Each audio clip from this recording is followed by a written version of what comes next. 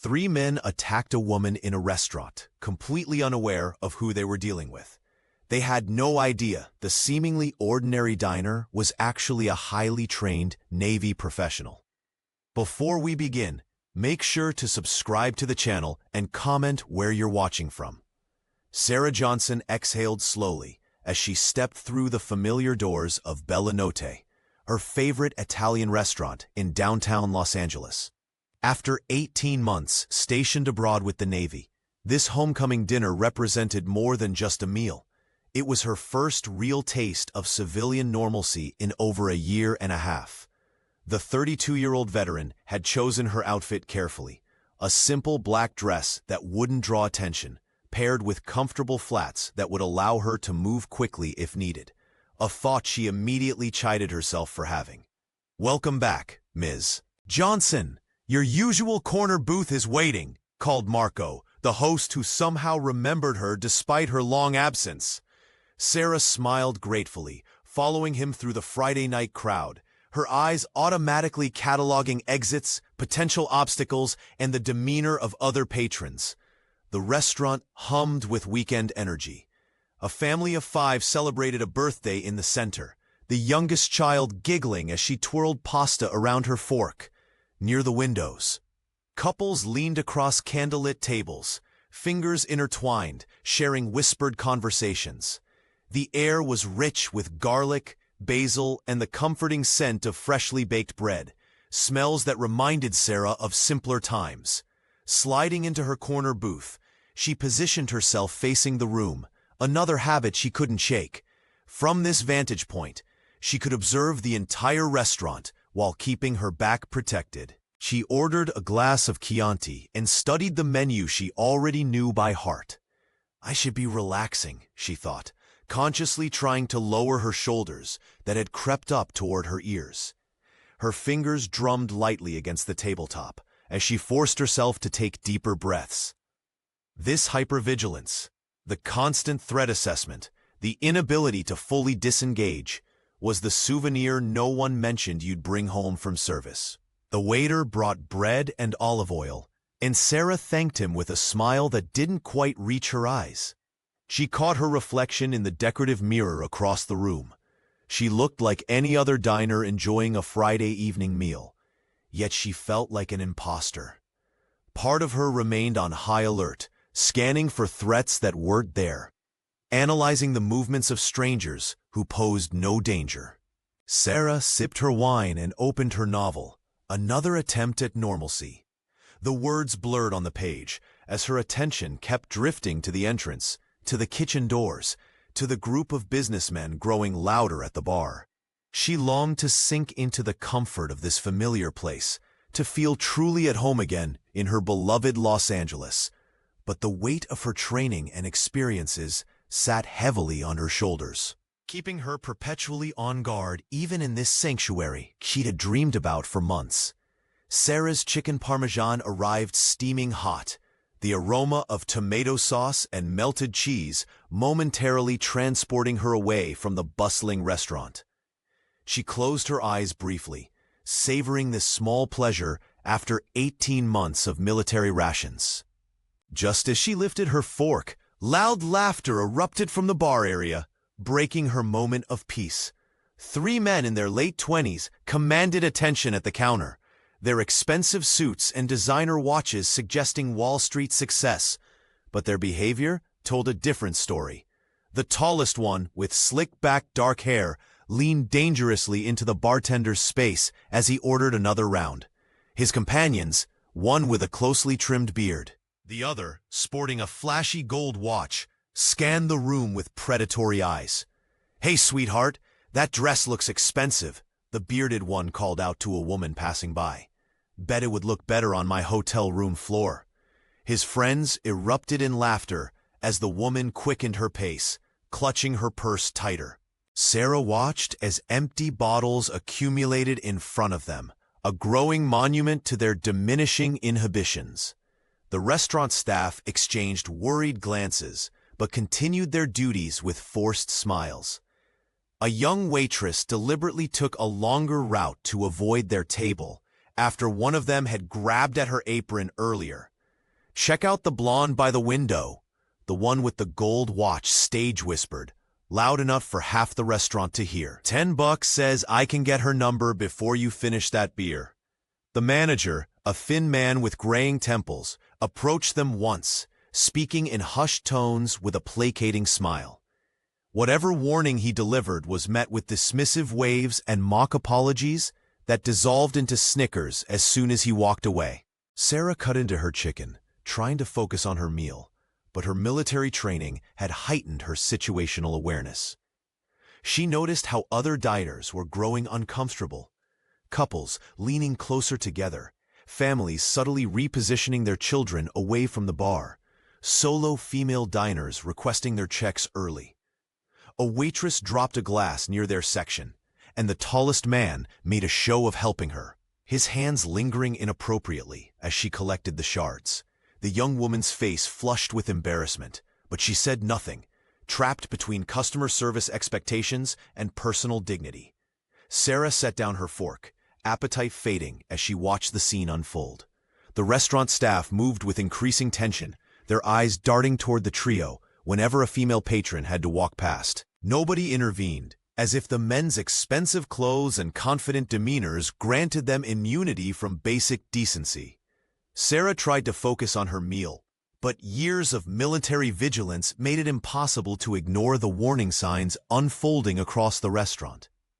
The chicken parmesan she'd been looking forward to for months now sat half-eaten, as her attention shifted repeatedly to the three troublemakers at the bar. Her training had ingrained a constant awareness of potential threats, a skill that had saved lives overseas, and wouldn't switch off just because she was back in Los Angeles.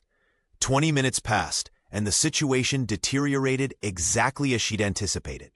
The trio, emboldened by alcohol, began circulating through the restaurant. Sarah watched as they approached a table where Jennifer and Mark Thompson sat enjoying what appeared to be a date night. Jennifer's body language instantly changed, shoulders tensing, eyes darting toward exits, as one of the men leaned uncomfortably close to her, his smile predatory. "You're much too pretty to be with this guy," he slurred, gesturing dismissively at Mark. "Why don't you join us instead?" Mark straightened in his chair, clearly uncomfortable, but trying to maintain composure. "Excuse me, but we're trying to have dinner. Could you please leave us alone?" His polite request only seemed to amuse the harassers. The second man clapped a hand on Mark's shoulder, squeezing with unnecessary force. "Hear that?" He said, "Please, so polite." The confrontation escalated when the largest of the three, a broad-shouldered man who towered over the seated couple, suddenly reached down and grabbed Jennifer's arm. His fingers dug into her skin as he yanked her upward, nearly toppling her chair. "Come on, sweetheart. One drink with real men won't kill you." Jennifer's face contorted with fear and pain as she tried to pull away. "Let go of me!" Mark jumped to his feet, but the other two men blocked his path, laughing as their friend continued to pull at Jennifer. Around them, other diners froze in shock, some averting their eyes while others stared in horror. A waiter hovered uncertainly at the edge of the scene, clearly unsure how to intervene against three aggressive men. Sarah set down her fork, her appetite gone completely. The young woman's frightened expression triggered something deep within her, a call to action she couldn't ignore. These men had crossed a line, moving from annoying to dangerous in seconds. The restaurant had fallen into that terrible silence that accompanies public violence, the collective paralysis of bystanders hoping someone else would step in. Sarah knew that someone would have to be her. The restaurant staff had retreated behind the counter, their faces etched with concern as they huddled together. One of them was frantically punching numbers into the phone, undoubtedly calling for police assistance. Sarah Johnson knew better than anyone that even in a city like Los Angeles, emergency response would take precious minutes to arrive, minutes that could change everything for the terrified young woman. From across the room, Jennifer Thompson's eyes locked with Sarah's. The silent plea was unmistakable, raw terror written across her features as the man's fingers dug deeper into her arm. Her boyfriend Mark appeared frozen, his face a mask of helplessness and mounting panic as he realized he was outmatched by the three aggressive men. Sarah set down her fork beside her barely touched chicken parmesan. The Navy veteran had faced far worse situations during her deployments, situations where hesitation meant death.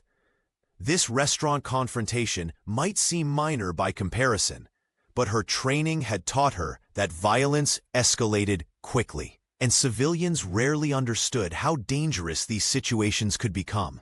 Without a second thought, she stood up. The movement was fluid, deliberate, nothing that would draw attention from the aggressors yet. Her heart rate remained steady, a skill honed through years of high-pressure operations. The restaurant's ambient noise seemed to fade as her focus narrowed, assessing distances, positions, and potential threats with military precision. Sarah walked calmly toward the commotion, her small 5'4" frame moving with purpose between tables of stunned onlookers. Every step was measured, her flats making almost no sound against the tiled floor. She maintained perfect posture, shoulders squared but relaxed, the bearing of someone who had faced combat and emerged victorious. A lifetime of composure under pressure guided her through the tense room. She noted exit points, potential weapons, the positioning of each aggressor. The largest man had his back to her, while his companions flanked the couple's table. None had noticed her approach yet, their attention fixed on their targets, a critical error in situational awareness. As she drew closer, Sarah could hear Jennifer's frightened breathing, see the white-knuckled grip Mark maintained on the edge of the table, and smell the alcohol emanating from the three men. The veteran's mind calculated angles and leverage points, already mapping out precisely how this confrontation would end. She was 3 steps away now, close enough to act, but not yet detected. Sarah took one final deep breath, centering herself for what would come next. The restaurant had fallen eerily quiet, as if everyone sensed the approaching storm. The three men were so engrossed in their harassment that they failed to notice Sarah Johnson's approach. She moved with the silent precision that had become second nature during her years of service, weaving between tables with purposeful strides. The restaurant's ambient chatter had dimmed to a nervous hush, all eyes darting between the unfolding confrontation and their plates. Sarah positioned herself just behind the trio, her stance balanced and ready. Though she stood only 5 feet 4 inches tall, her presence suddenly filled the space around her. When she spoke, her voice cut through the tension with military clarity. "Excuse me. I think you gentlemen need to step away from the lady and return to your seats." The effect was immediate. All 3 men turned, momentarily startled by the interruption. The ringleader, a broad-shouldered man in an expensive charcoal suit, still maintained his grip on Jennifer's trembling arm. His surprise quickly morphed into amusement as he assessed Sarah, taking in her modest black dress and unassuming appearance. "Well, look what we have here," he said, exchanging smirks with his companions.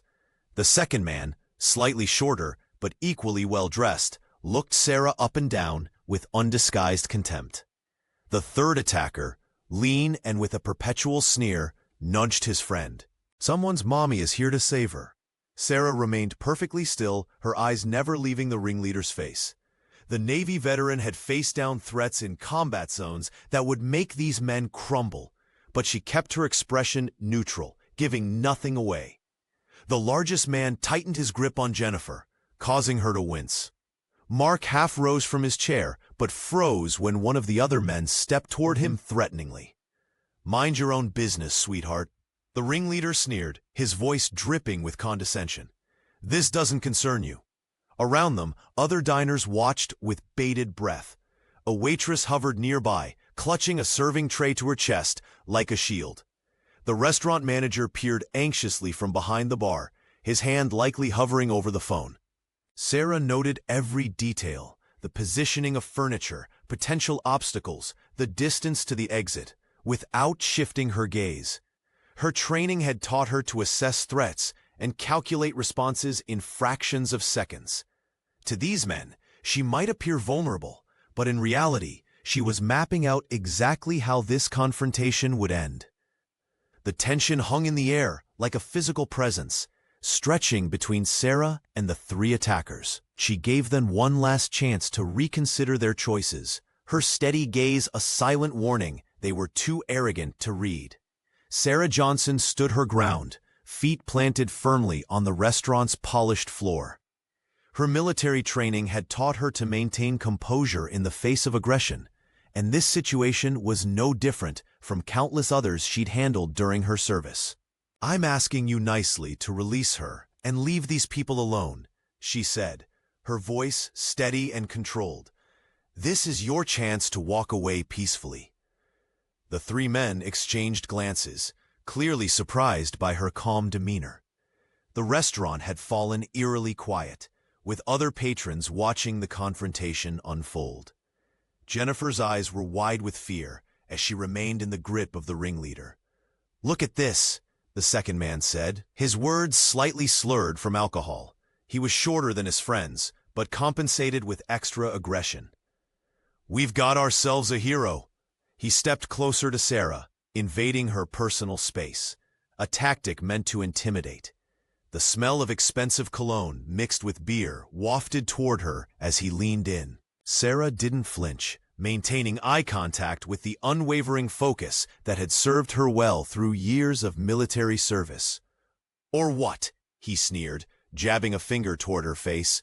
"What's a little girl like you going to do about it?" Several diners gasped. The restaurant manager hovered anxiously by the counter, phone in hand, likely calling the police. Mark Thompson half rose from his chair, clearly torn between protecting Jennifer and fear of escalating the situation. "I won't ask again," Sarah replied, her voice dropping slightly lower. Despite her small stature, there was something in her tone that should have warned them, a certainty that came from extensive training and real-world experience. The man's face contorted with rage. How dare this woman challenge him? In his alcohol-fueled mind, he saw an easy target, someone he could intimidate into submission. "You should learn to mind your own business, sweetheart," he spat, reaching out to shove her shoulder. His hand made contact with Sarah's black dress, applying pressure meant to push her backward. It was the exact mistake she had anticipated. Physical contact that legally classified as assault. In that split second, Sarah's mind shifted into the tactical awareness that had been drilled into her through countless training exercises. Time seemed to slow as she registered his weight distribution, the angle of his arm, and the openings in his stance. For Sarah, this wasn't about showing off or revenge. It was about neutralizing a threat efficiently and with minimal harm. As his hand pressed against her shoulder, Sarah remained perfectly still for just a moment. The calm before the storm that would forever change the trajectory of everyone in that restaurant. The instant his hand touched her shoulder, Sarah's instincts exploded into action. 15 years of military training coursed through her veins like electricity. Time seemed to slow as her mind calculated angles, leverage points, and the exact amount of force needed, not to harm, but to neutralize. Sarah Johnson had spent countless hours on Navy training mats practicing these exact scenarios until they became second nature. The man's fingers pressed into her shoulder with arrogant confidence, his breath reeking of expensive beer as he leaned in. He expected fear. Instead, he found himself caught in the grip of someone who had disarmed threats in far more dangerous situations than a Los Angeles restaurant. In one fluid motion, she seized his wrist, her small fingers finding the pressure point with surgical precision. The attacker's eyes widened in confusion as she twisted sharply, using his own forward momentum against him. His body followed where his arm led, a basic principle of combat that Sarah had mastered years ago. "What the?" he managed, before his face met the polished restaurant floor with a resounding thud. The impact silenced the entire establishment. Forks paused midway to mouths, Conversations died mid-sentence. Every patron stared in disbelief at the scene unfolding before them. A man nearly twice the size of the composed woman now sprawled face down at her feet. Jennifer Thompson gasped, clutching Mark's arm as they watched their defender stand calmly over the groaning aggressor. The young couple had never witnessed such controlled power. Sarah maintained her stance, balanced and ready. Her breathing remained steady, her expression neutral, the face of someone who viewed this not as a fight, but as a problem requiring swift resolution. The Navy veteran hadn't broken a sweat or disturbed a single strand of her hair. Around them, the restaurant remained frozen in collective shock. An elderly couple at a nearby table exchanged glances of astonishment. A server stood motionless, tray still balanced perfectly in hand despite the chaos. The manager peered cautiously from behind the bar counter, phone already in hand. The fallen attacker groaned, trying to process what had just happened. His designer suit, which had projected such authority moments before, was now rumpled and stained with spilled drinks. His companions stared in disbelief, their smug expressions evaporating as they realized their miscalculation. Sarah knew this was just the beginning. The other two men would react. Pride and alcohol would ensure that. She maintained her ready stance, eyes alert, muscles primed for what would come next. This wasn't her first confrontation, and her training had prepared her for multiple threats. The restaurant remained suspended in that moment of stunned silence, the thud still echoing in everyone's minds, as the situation balanced on the edge of what would happen next. The ringleader's eyes widened in disbelief as he watched his friend crash to the floor. For a split second, shock paralyzed him. This wasn't how things were supposed to go. His fingers instinctively released Jennifer Thompson's arm, leaving red marks where he'd gripped her too tightly. The young woman stumbled backward into Mark's protective embrace, both watching with stunned expressions. Rage quickly replaced the man's surprise. His face flushed crimson as he squared his shoulders and charged toward Sarah Johnson, like a bull seeing red. Standing 8 inches taller and outweighing her by at least 60 pounds, he was certain size alone would guarantee victory. His expensive suit jacket strained against his shoulders as he raised his fists, a vein pulsing visibly at his temple. "You're dead," he snarled, lunging forward with all his weight behind a wild haymaker.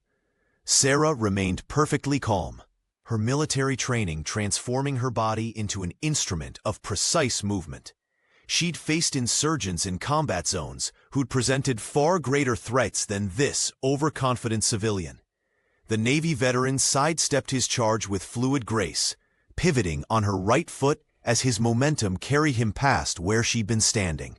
In one continuous motion, Sarah's fingers found the pressure point at the junction of his neck and shoulder, a technique she'd mastered years ago during specialized training.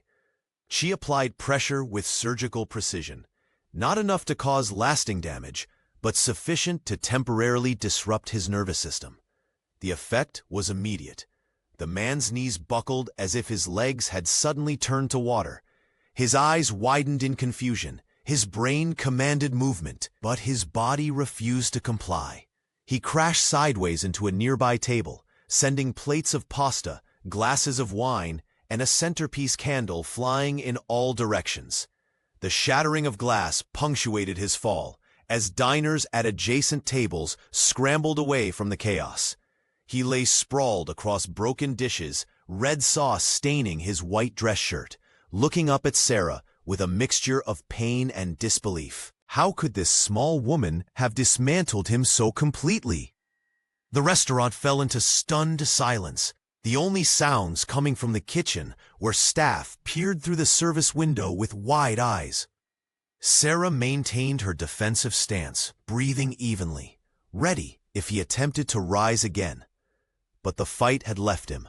He remained on the floor, groaning among the wreckage of someone's interrupted dinner. His pride shattered more thoroughly than the dishes surrounding him. The third man, the slimmest of the trio, watched in horror as his companions fell. His eyes darted between Sarah Johnson and his friends sprawled across the restaurant floor. The swagger that had carried him through the evening evaporated like morning dew under a harsh sun. He took one step backward, then another, his designer suit suddenly feeling too tight around his chest as panic set in. "Don't," Sarah said quietly, but he wasn't listening anymore. Fight or flight instinct took over, and he chose flight. Pivoting on his heel, he bolted toward the exit, shoving a waiter aside and knocking over a chair in his desperate escape attempt. But Sarah had anticipated this reaction. She'd seen it countless times during training exercises. Without rushing, she moved with practiced efficiency, cutting a diagonal path across the dining area to intercept him at the door. She reached the entrance just as he did, positioning herself with a calm, ready stance that blocked his path to freedom. Her feet were planted shoulder-width apart, her center of gravity low and stable. Nothing in her posture suggested aggression, only absolute control. "You don't want to do this," she said, her voice steady. "Just stop and wait for the police." The man's face contorted with desperation. "Get out of my way," he snarled, abandoning any pretense of civility. He lowered his shoulder and charged, attempting to use his greater weight to bulldoze through her smaller frame. Sarah didn't resist his momentum. She redirected it. As he lunged forward, she pivoted slightly, her hand finding his elbow with surgical precision. With a subtle shift of her weight and a gentle guiding pressure, she transformed his forward energy into a sideways tumble. The man's own momentum betrayed him. One moment he was charging, the next he was airborne, then sprawling across the entryway tiles with a painful thud. His chin bounced against the floor, and a small trickle of blood appeared at the corner of his mouth. In the span of 15 seconds, from the moment the first man had touched her shoulder to now, all three aggressors lay groaning on the ground. The restaurant had fallen into a stunned silence. Forks hovered midway between plates and mouths. Conversations died mid-sentence. Even the kitchen staff had emerged to witness the aftermath. An elderly woman at a nearby table clutched her husband's arm, her eyes wide with disbelief. A teenage boy whispered, "Holy shit," before being shushed by his mother. The manager stood frozen behind the host stand, phone in hand, mouth slightly open. Sarah stood in the center of it all, her breathing barely elevated, surveying the scene with the measured gaze of someone who had merely completed a routine task. With the three aggressors neutralized, Sarah Johnson immediately turned her attention to the young couple. She approached their table with measured steps, her military bearing softening as she knelt beside them. "Are you both okay?" she asked, her voice gentle yet authoritative. The concern in her eyes contrasted with the calm efficiency she displayed moments earlier. Jennifer Thompson nodded shakily, still trembling from the encounter. Her mascara had smudged slightly from unshed tears, but she managed a grateful smile. "I'm not hurt," she whispered, clutching her boyfriend's hand so tightly her knuckles whitened. "Thank you. I don't even know what to say." Mark sat beside her, visibly shaken. The young man opened his mouth several times before finally finding his voice. "I've never seen anything like that," he stammered, eyes wide with admiration. "Those guys were twice your size. How did you—" "Just some training," Sarah replied modestly, deflecting the question with practiced ease. She'd learned long ago that civilians often romanticized military skills, and she had no desire to become the center of attention. Around them, the restaurant was emerging from its collective shock. Hushed whispers rippled through the space as patrons exchanged incredulous glances. An elderly couple at a nearby table nodded approvingly at Sarah, while a businessman in the corner raised his wine glass in a silent toast. Several diners had already pulled out their smartphones, recording the aftermath of the confrontation. The bright screens illuminated amazed faces as they captured footage of the groaning men on the floor and the composed woman who had put them there. Someone should call the police, the waitress suggested, her serving tray clutched protectively against her chest. Sarah nodded in agreement, then turned back to Jennifer and Mark. Would you like to move to another table? Away from... She gestured toward the mess of broken dishes and overturned chairs. The Navy veteran straightened up, brushing a strand of hair from her face with the same hand that had just incapacitated 3 aggressive men. Nothing in her demeanor suggested she'd done anything remarkable. She returned to her own table with the same quiet composure she'd shown before the incident, as if subduing 3 attackers was simply an unfortunate interruption to her dinner. The chicken parmesan had grown cold, but Sarah picked up her fork anyway. Years of military service had taught her to eat when possible, regardless of circumstances. As she took a bite, she noticed the young couple watching her with undisguised awe, their ordeal already transforming into something like reverence. The restaurant manager, a thin man with beads of sweat forming on his forehead, approached Sarah with visible trepidation. His hands trembled slightly as he adjusted his tie, eyes darting between her and the 3 men sprawled across his establishment's floor. "Thank you for helping, but I have to call the police," he stammered, his voice barely audible above the murmurs of the stunned patrons. Sarah Johnson nodded, her demeanor a stark contrast to the chaos surrounding them. "Please do," she replied, her voice steady and measured. "These men assaulted other patrons and tried to assault me. I only used the necessary force to stop the threat." She spoke with the practiced clarity of someone accustomed to giving situation reports, her military training evident in every calculated word. The manager seemed taken aback by her composure. Around them, customers were rising from their seats, smartphones already capturing the aftermath. The largest of the 3 attackers was attempting to stand, his pride clearly more wounded than his body. Are you some kind of police officer?" the manager asked, studying Sarah's petite frame with newfound respect. "No," she answered simply, offering no further explanation. She surveyed the disrupted restaurant, overturned chairs, shattered glassware, and spilled drinks, creating a tableau of the brief but intense confrontation. Jennifer Thompson, still shaking from the ordeal, approached with Mark at her side. "We'll give statements to the police," she offered, her voice gaining strength. "Everyone here saw what happened. These men were harassing multiple women before they grabbed me." Sarah gave the young woman a reassuring nod. "That's good. The more witnesses, the clearer the picture."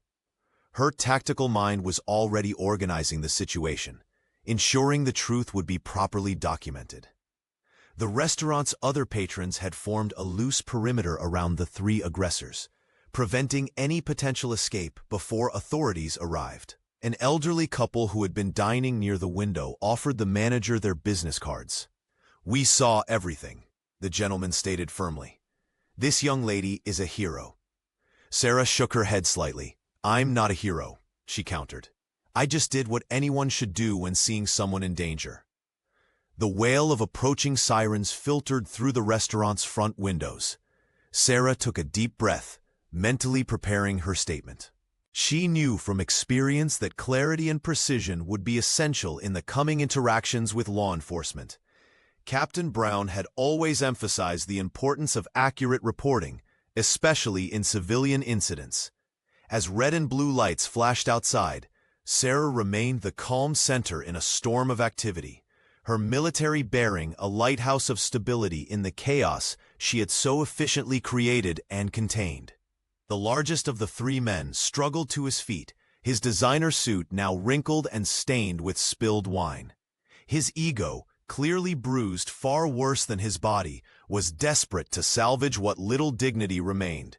He pointed a trembling finger at Sarah Johnson, his voice cracking with a mixture of embarrassment and anger. "She attacked us," he shouted, drawing all eyes in the restaurant. "We were just talking and she went crazy. This woman is dangerous." His companions nodded vigorously from their positions on the floor, one still rubbing his wrist where Sarah had applied the pressure point.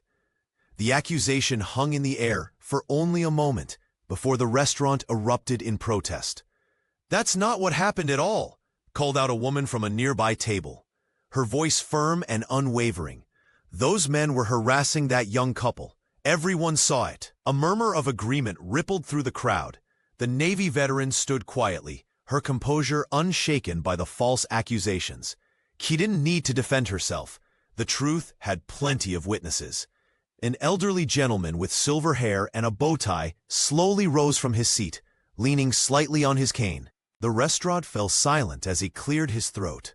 "I've been sitting here for the past hour," he announced, his voice carrying surprising authority.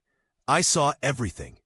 These young men were becoming increasingly aggressive toward several women.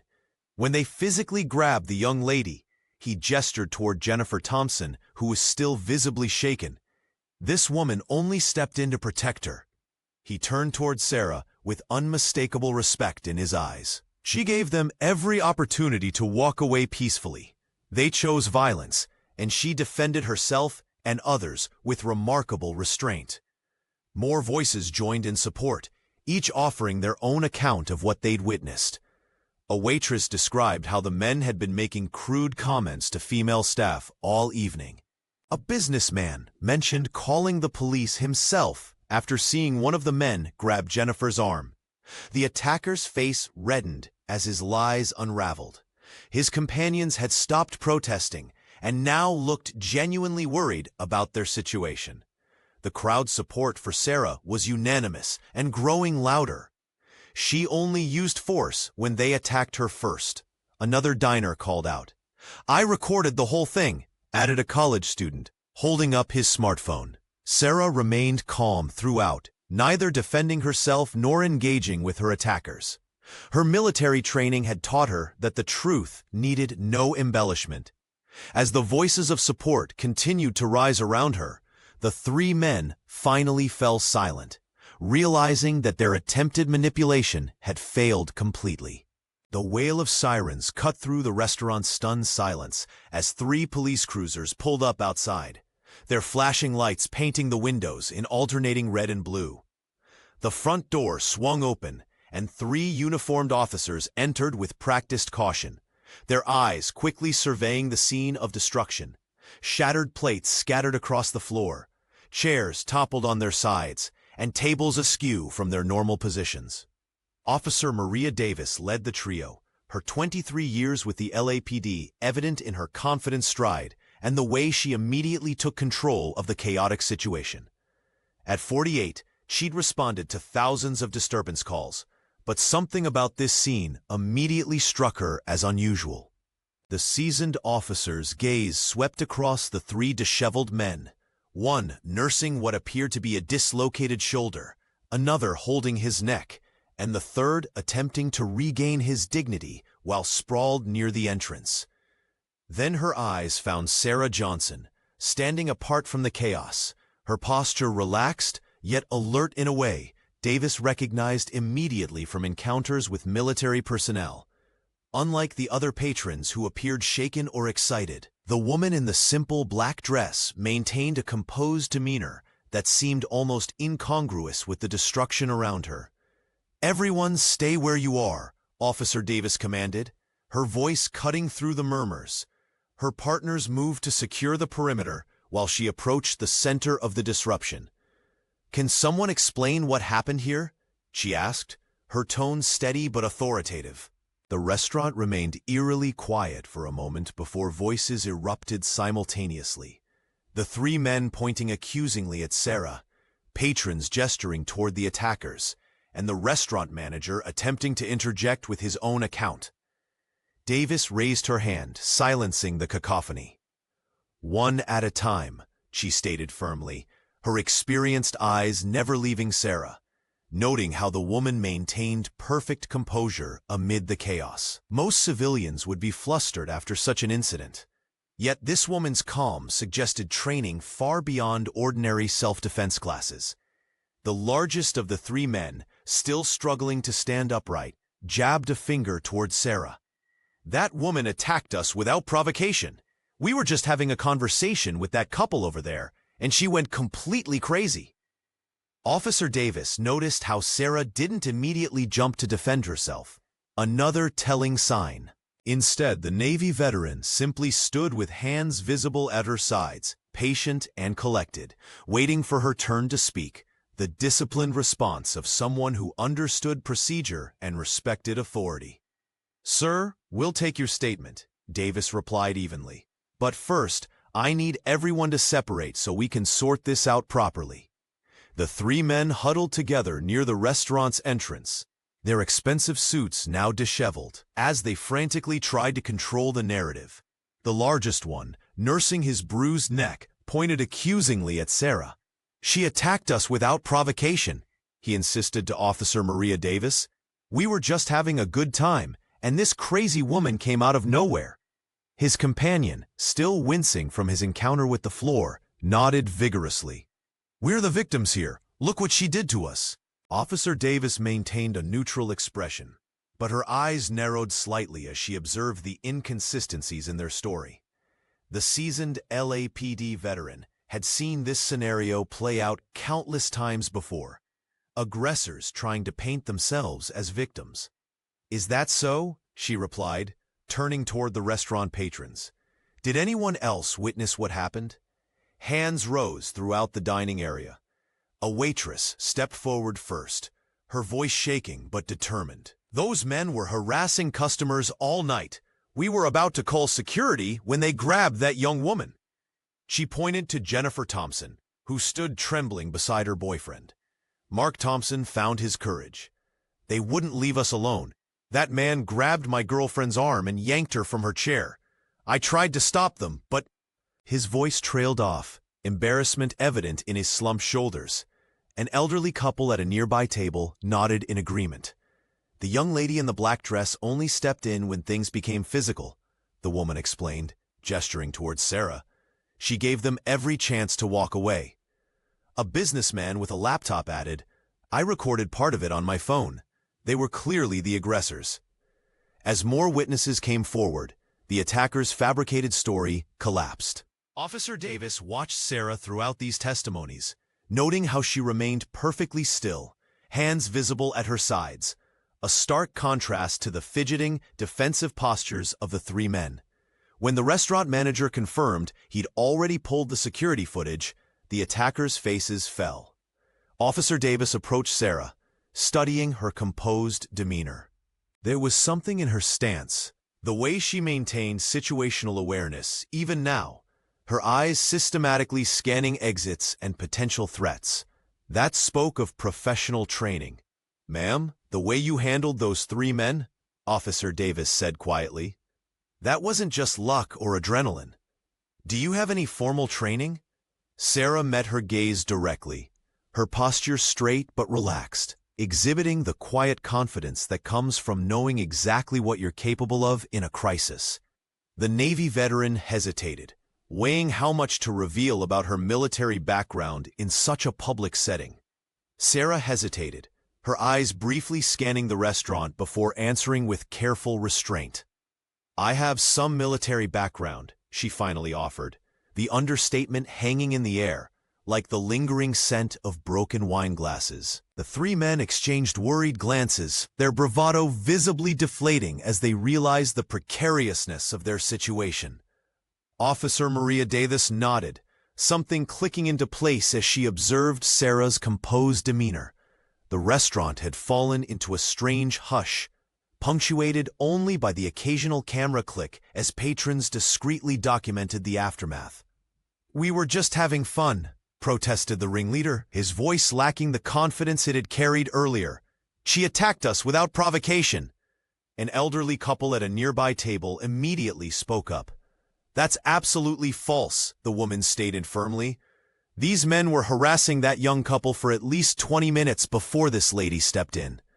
Others joined in, a chorus of witnesses contradicting the men's version of events. The waitress who had been serving the Thompson couple described how the men had been growing increasingly aggressive throughout the evening. The restaurant manager confirmed they had been about to call security when Sarah intervened. "We have security cameras," the manager added, pointing toward the discreet black domes mounted in the ceiling corners. Officer Davis's partner, who had been speaking with the restaurant staff, returned with a tablet in hand. "Got the security footage," he announced, turning the screen toward his colleague. The officers huddled around the device, watching the incident unfold from multiple angles. The video evidence was damning. Crystal clear footage showing the harassment, the physical grabbing of Jennifer, and Sarah's measured response. There was no excessive force, just precisely applied defensive techniques that neutralized the threat with minimal harm. "Well, gentlemen," Officer Davis said, straightening up and reaching for her handcuffs. "Based on witness statements and video evidence, you're under arrest for assault and battery." The largest of the three men began to protest loudly, but his words were drowned out by the metallic click of handcuffs closing around his wrists. His companions soon found themselves similarly restrained, their expensive suits contrasting sharply with the cold steel binding their hands. Sarah Johnson watched quietly, her face betraying no emotion as the men who had caused such chaos were led away. She had seen enough violence in her Navy career to take no pleasure in their downfall, only relief that the situation had been resolved without serious injury. As the officers escorted the three men toward the exit, patrons began to applaud, not boisterously, but with the quiet appreciation of those who had witnessed justice unfold before them. Sarah nodded once, acknowledging their support, but clearly uncomfortable with the attention. Her military training had prepared her for conflict, but not for becoming an unexpected hero on what should have been a quiet Friday night at her favorite Italian restaurant. As the chaos subsided, a hush fell over the restaurant. Patrons returned to their tables, but their eyes kept drifting towards Sarah Johnson, who had resumed her meal with remarkable composure. The three troublemakers had been escorted out in handcuffs, their bravado deflated like punctured balloons. Officer Maria Davis lingered behind after her colleagues departed with the suspects. She studied Sarah with professional curiosity, noting how the woman held herself, shoulders squared, posture perfect, eyes still scanning the room at regular intervals.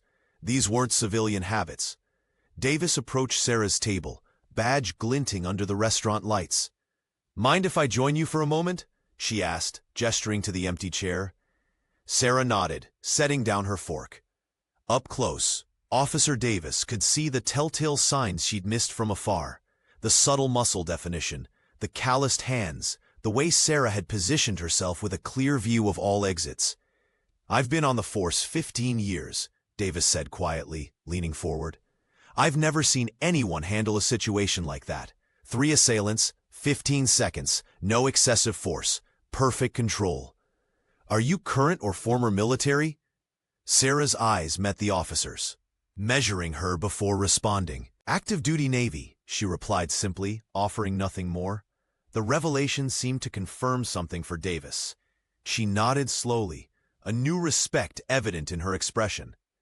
"Those weren't standard moves. Special training?" Sarah took a sip of water, deflecting with a slight smile. "Just doing what needed to be done." Officer Davis understood the discretion. In her years with LAPD, she'd encountered enough service members to recognize when certain details weren't meant for public consumption. "Well, thank you for your service, and for stepping in tonight," Davis said, her voice softening. "Most people would have just watched, recorded it on their phones maybe, but not intervened."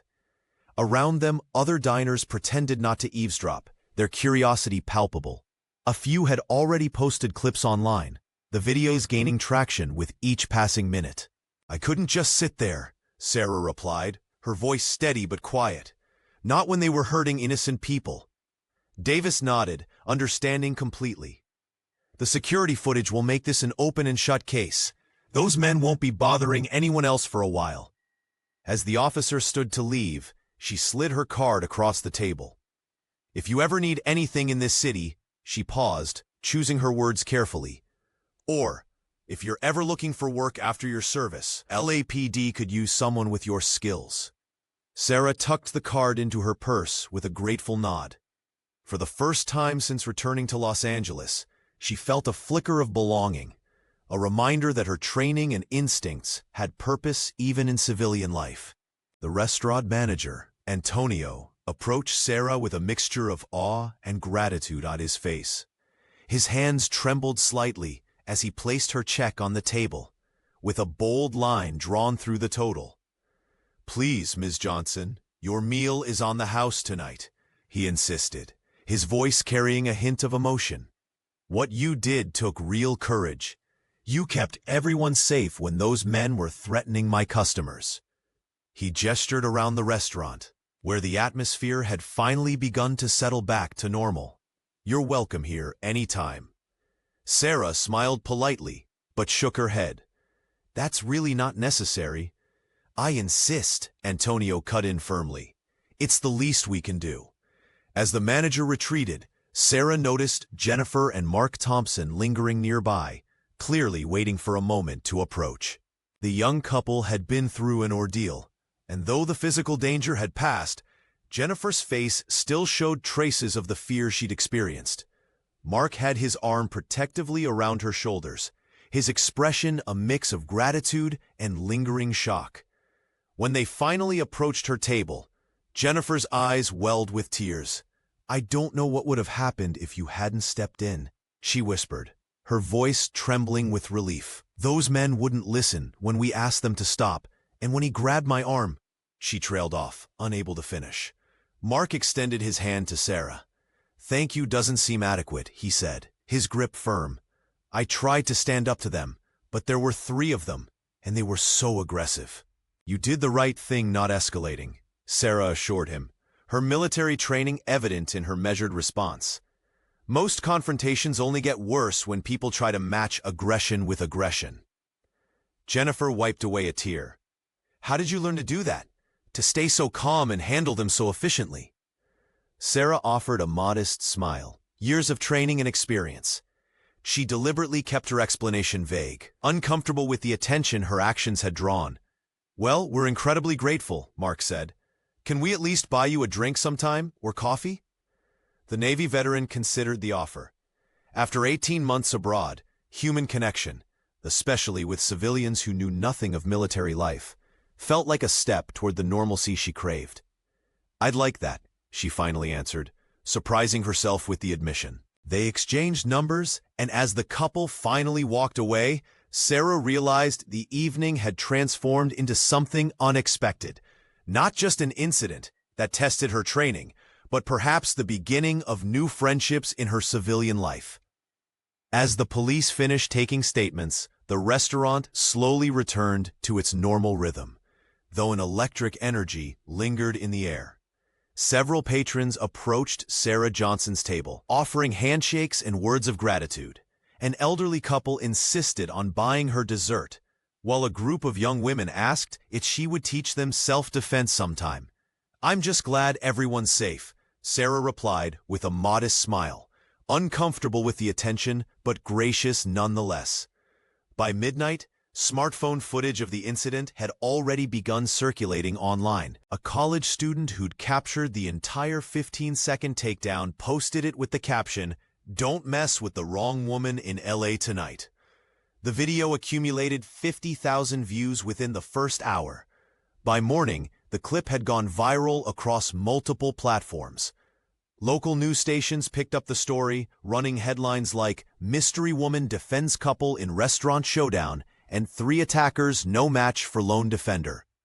The comment sections exploded with praise for Sarah's composure and skill. Military veterans recognized the precision in her movements immediately. "Those aren't random self-defense moves," wrote one retired Marine on a popular forum. "That's specialized combat training, likely special ops level." Others agreed, noting the economy of motion and the targeted pressure points she'd exploited. Sarah's phone buzzed constantly with notifications as friends and colleagues recognized her from the footage. She silenced the device and tried to focus on her regular duties, hoping the attention would fade quickly. By afternoon, 3 different news outlets had left messages requesting interviews. The Navy veteran deleted them all, preferring to remain anonymous. Her training had never been about recognition. It was about effectiveness and protecting others when necessary. Jennifer Thompson, still shaken but deeply grateful, posted her own account of the evening, writing, "To the woman who stood up when no one else would, thank you for showing me what courage looks like." Her post gathered thousands of supportive comments, many from women sharing similar experiences of harassment. Military blogs began dissecting Sarah's technique, frame by frame, identifying moves typically reserved for elite units. Notice how she neutralizes without causing permanent injury, one analysis pointed out. That's the mark of someone with extensive training and exceptional control. As Sarah prepared for bed that night, a text message arrived from her commanding officer. Incident at restaurant making waves. Report to my office tomorrow, 0800. She sighed, knowing her quiet evening had transformed into something much bigger than she'd intended. Whatever came next, she'd face it with the same composure she'd shown at the restaurant, head-on and without hesitation. A week after the incident, Sarah Johnson found herself seated in the pristine office of Captain Michael Brown at the naval base. The commanding officer's desk was immaculate, with service medals displayed modestly on the wall behind him. His expression remained neutral as he reviewed the police report and media coverage that had exploded across the country. "At ease, Johnson," he said, gesturing to the chair. "I've seen the footage. Multiple angles, in fact."